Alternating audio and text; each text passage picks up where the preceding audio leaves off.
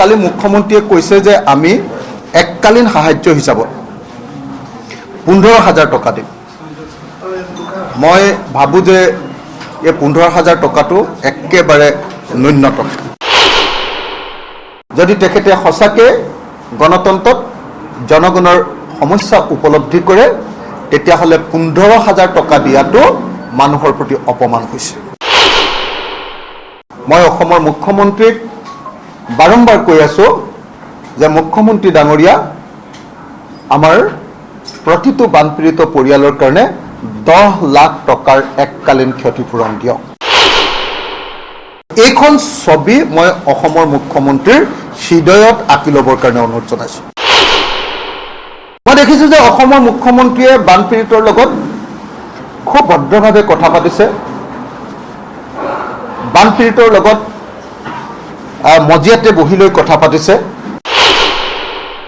সেইকাৰণে মই ভাবোঁ যে শিৱসাগৰৰ আমাৰ অসমৰ মুখ্যমন্ত্ৰীয়ে মানুহৰ হৃদয়ৰ বাৰ্তাটো বুজি পাব।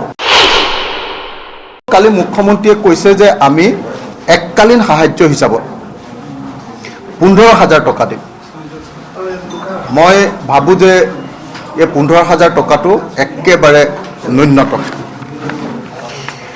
যিটো এককালীন সাহায্য তেখেতে কৈছে যে 15,000 টকা দিম আৰু তাৰ পাছত যাৰ যি ক্ষতি হৈছে, যেনেকৈ ধৰক গৰু যদি মৰিছে গৰুৰ দাম দিম, মহ যদি মৰিছে মহৰ দাম দিম, এনেকৈ ঘৰ যদি ভাগিছে ঘৰৰ 1,40,000 টকা দিম, এনেকৈ তেখেতে কৈছে।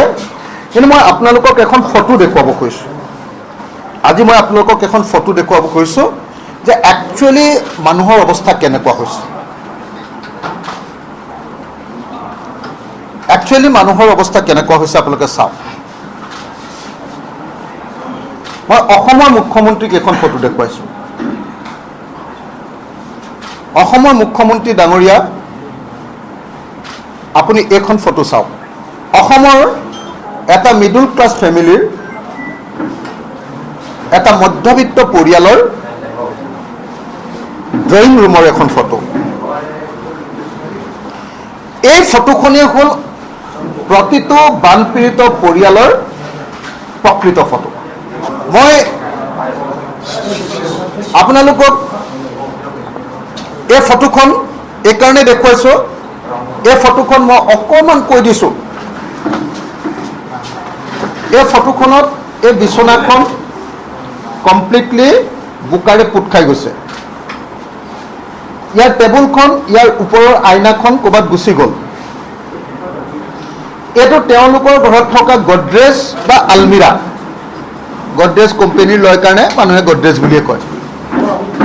গডৰেজ বা আলমিৰা, আৰু এইটো হ'ল তেওঁলোকৰ কমপ্লিট ঘৰটোৰ ধ্বংসাৱশেষ। মই এই ফটোখন অসমৰ মুখ্যমন্ত্ৰীক এবাৰ চাবলৈ অনুৰোধ কৰিছোঁ। মই এই ফটোখন অসমৰ প্ৰত্যেকজন মন্ত্ৰীক এবাৰ হৃদয়ত ভৰাই ল'বৰ কাৰণে অনুৰোধ কৰিছোঁ। মই এই ফটোখন অলপ পাছত অসমৰ মুখ্যমন্ত্ৰীলৈ হোৱাটছএপত পঠিয়াই দিম, আৰু মই আশা কৰিম অসমৰ মুখ্যমন্ত্ৰীয়ে এই ফটোখন ভাৰতবৰ্ষৰ প্ৰধানমন্ত্ৰীলৈ পঠিয়াই দিব। তাৰমানে বানপীড়িত মানুহৰ অৱস্থা প্ৰকৃত কেনেকুৱা, বানপীড়িত মানুহৰ অৱস্থা কেনেকুৱা, এই ফটোখনে আমাৰ মধ্যবিত্ত শ্ৰেণীটোৰ প্ৰকৃত অৱস্থাৰ উমান দিয়ে। যি এই ফটোখন দেখা নাই, যি এই ফটোখনৰ প্ৰকৃত দৃশ্যটো উপলব্ধি কৰিব পৰা নাই, তেওঁহে কেৱল ক'ব যে বানপীড়িত পৰিয়ালবিলাকক আমি এককালীনভাৱে 15,000 টকা দিম। মই অসমৰ মুখ্যমন্ত্ৰীক বাৰম্বাৰ কৈ আছোঁ যে মুখ্যমন্ত্ৰী ডাঙৰীয়া আমাৰ প্ৰতিটো বানপীড়িত পৰিয়ালৰ কাৰণে 10 লাখ টকাৰ এককালীন ক্ষতিপূৰণ দিয়ক। মোৰ সমষ্টিত 10 লাখ টকাৰ এককালীন ক্ষতিপূৰণ যদি দিয়ে, মই সৰ্বোচ্চ 40,000 মানুহ পৰিয়াল ক্ষতিগ্ৰস্ত হৈছে বুলি ধৰিছোঁ। 40,000 পৰিয়াল, 40,000 পৰিয়াল ক্ষতিগ্ৰস্ত হ'লে কি হ'ব?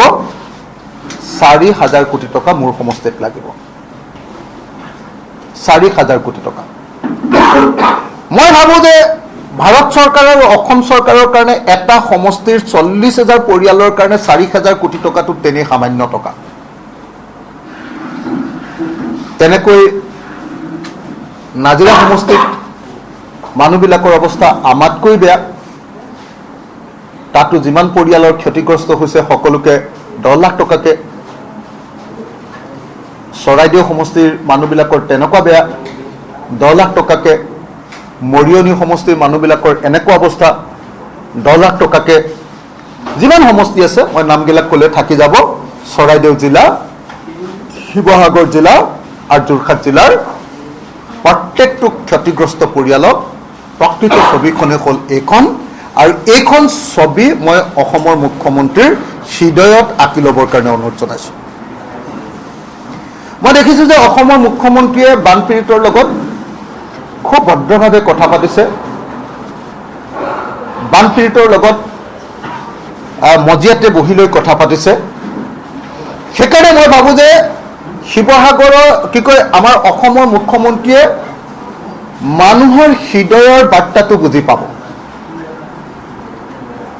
এইখনে হ'ল প্ৰকৃত ছবি। আকৌ এবাৰ মই বাৰম্বাৰ এই ছবিখন মোৰ হৃদয়ত ধাৰণ কৰি লৈছোঁ। মই অসমৰ মুখ্যমন্ত্ৰীৰ হৃদয়ত এই ফটোখন ধাৰণ কৰি ল'বলৈ অনুৰোধ জনাইছোঁ।